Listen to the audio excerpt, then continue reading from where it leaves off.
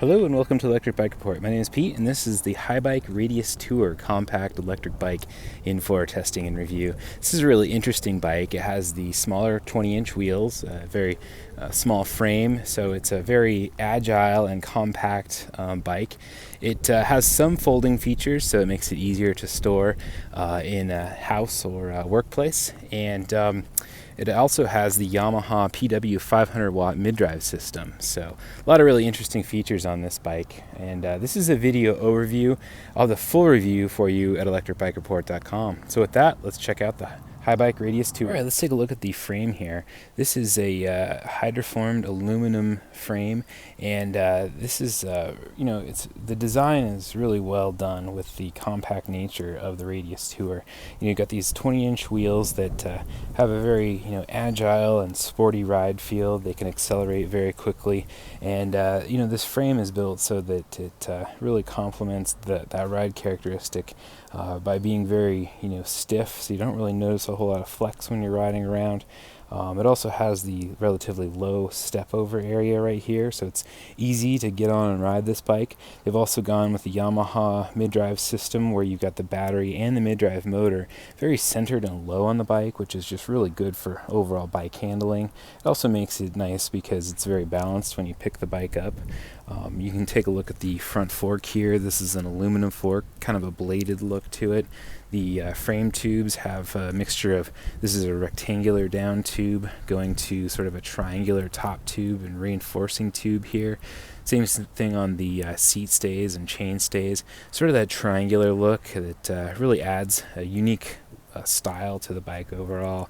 You've also got this reinforcement tube here coming off the top tube, which has that style, but you can also use that as a place to pick up the bike too. So anyways, a lot of nice details to create a really solid sort of sporty ride feel.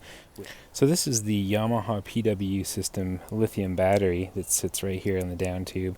This is a 36 volt 13.6 amp hour lithium battery pack that has a 500 watt hour capacity. Removing the battery pack is pretty easy. Just unlock it with one of the supplied keys and then slide the battery pack off the bike here. That's the charge port and the connection point, and then reinstalling it is just basically the same in reverse. Just click it back into place, turn the key, and you're good to go. Here's a look at the Yamaha charger. It's a little larger than a laptop charger, and it plugs into the bottom of the battery pack here, and can charge the battery in about 4 hours from completely empty. You can also charge the battery when it's been removed from the bike as well. So behind this large 52-tooth chainring is the Yamaha PW mid-drive motor. This is a 500 watt mid-drive motor that can provide up to 80 Newton meters of torque. So here's a look at the other side of the Yamaha PW motor, and this is a pedal assist system that provides up to 20 miles an hour. So this is a class 1 electric bike, and it uses 3 different sensors to blend in the motor power with your pedal power, and that's a torque sensor, cadence sensor, and wheel speed sensor. And there's also 4 different levels of pedal assist. There's Eco, Eco Plus, Standard, and High. So from the Yamaha motor, the power is transmitted back to the rear wheel via this chain. And this might look a little weird, but it actually is a chain. This is a chain cover, actually. And you can see right here, as I peel this back, there's the chain. And it's protected by this plastic shielding right here that kind of goes along for the ride. It just covers the chain, and it's nice because it keeps your pant legs clean, and it also minimizes the dirt that gets onto the chain. So in theory, you don't have to lubricate the chain as much. So it's a nice clean system. And that powers back to the Shimano Nexus 8-speed internally geared rear hub, and this is also very clean. You don't have the typical cog set or derailleur at the rear wheel here. Everything is housed within the rear hub there. So, and that provides a nice range for climbing steeper hills and cruising along the flatlands pretty well. Here's a look at the aluminum platform pedal, and has a pretty grippy surface, and it also folds. So both pedals fold just like this to create a little narrower profile for the bike, so it's a little easier to store where you live or work, or with help with transporting in a car, truck, or van. All right, let's take a look at the handlebar area. So on the left-hand side here is a lock-on ergonomic style grip. Has a little bit of a wing back here for wrist support. The Shimano M445 hydraulic disc brake levers. You can adjust the reach of the brake lever to fit your hand. This is the Yamaha control pad, and there's an on-off button right here. The pedal assist level adjustments here, the light on-off button, and then this button cycles through information on the display. There's also a walk button right here, but that's not enabled for the US systems.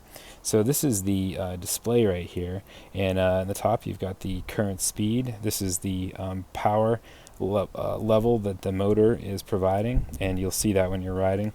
Current time, this is your pedal assist level. This is the estimated range based on your pedal assist level and the battery capacity. And as you change to the different pedal assist levels, you'll see that estimated range recalculates, and then you can cycle through and see information on like the battery level percentage, the cadence, average speed, max speed, trip distance, odometer, and then the estimated range again. The display also has a backlight that's activated in low light conditions, and you can remove the display. There's a little tab on the back that you can slide the display off. You've also got the front headlight here that's activated by that button. That both the front and rear lights are powered by the main e-bike battery. And then this is the bell right here, the Shimano rear hydraulic disc brake lever, and then the Shimano Nexus grip shifter. Now this changes the gears on the internally geared rear hub, so you got 8 total gears, and with an internally geared rear hub you can shift when you're pedaling or not pedaling, so it's a nice feature there. And then you've also got the lock-on grip right here. So even though the Radius Tour is a compact electric bike, it has a lot of adjustability. You can see the seat post has a lot of adjustment there, and the same is true with the stem. This is the speed lifter right here, and when you open up that quick release, you can vary the height of the handlebars by 5 3/4 inches if you want.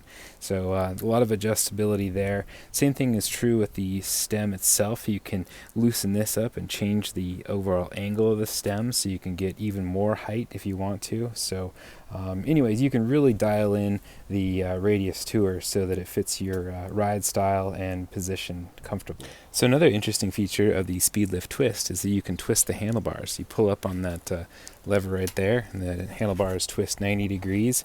You've got the front wheel and rear wheel still in alignment with the handlebars twisted, and the pedals have been folded, so this creates a pretty narrow profile for the Radius Tour, and it's really nice for storing where you live or work, or for transporting in a vehicle. These are the Shimano M445 hydraulic disc brakes. They have 160 millimeter rotors, and they have that really solid, positive feel to them. You know, positive engagement, really smooth as well, and a lot of nice modulation between the different power levels, from just taking a little bit of speed off to a full stop, and everything in between. So here's a closer look at the Schwalbe Big Bend tires. These have a balloon style with large air volume, so you can get a little bit of suspension effect out of these tires when you run them at the lower pressure range, which Schwalbe recommends between 30 and 55 psi.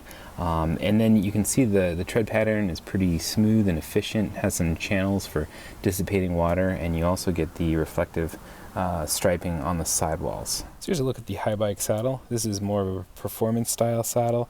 Has a relatively narrow profile to it with a center relief section there. SKS fenders are spec'd both front and rear, and there's also the aluminum rear rack, and this is set up so you can carry bags or baskets on the top.